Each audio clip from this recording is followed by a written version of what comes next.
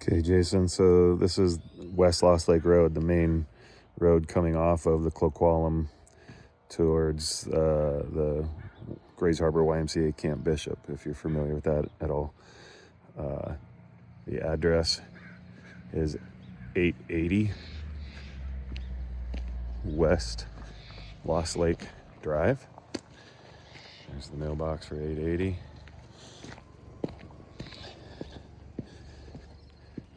And this is the driveway here. So I'll back up here again so you can kind of get a look at that. Just past us,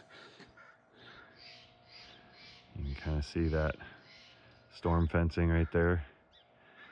That is the public boat launch, where there is a nice big area where we could probably do a turnaround. So you drive in this road, probably turn around down there, come back, so that you're facing a direction where you can then back up this driveway here.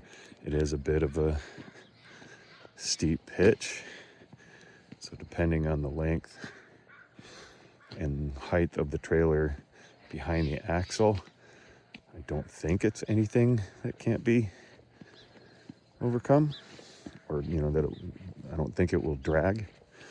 That's my little car in the way right there. But paved driveway, a blacktop coming up.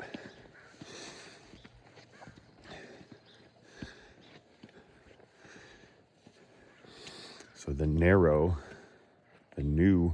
portion would have to come off of the trailer last. I don't know how we do that after we have to load it onto the trailer last, because this would be the narrow spot where this other trailer covered in tarps here is where the primary building would go, basically backed up into the retaining wall here, with hopefully a little space, maybe a foot or so between the retaining wall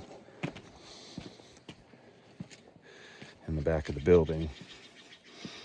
Right there. So I just hung a tape measure on there.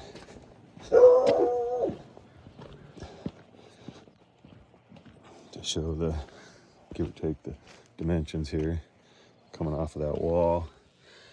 We're about 33 feet and change to this intersection of the tape measures. That tape measure, there's the 12-foot mark right there. So then I was thinking that assuming we can get it turned around and backed in with the original All-Store building to the rear, and then my addition would be, you can kind of see the blocking there with the wood, would be here with that glass door from the photos right here in the front.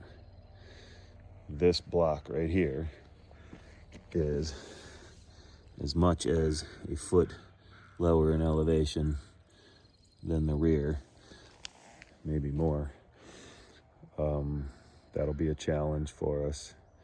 Not something that I think can be leveled beforehand, because you can't back a trailer through, that pile of gravel or retaining wall or whatever would be built to do that.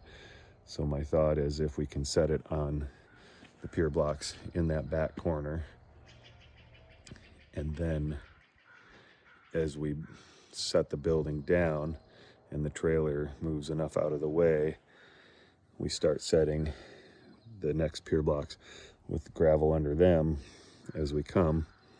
And on this one, maybe these two, or even say three in this area, rather than gravel, just to make minor adjustments, those pier blocks would be the screw jack style, where we'd set the pier blocks directly on the ground and then raise the screw jacks up to meet the skids, and or a combination of both. Put some gravel down to help raise the pier block up to start with, and then make the adjustments with the screw jack to actually meet the skids.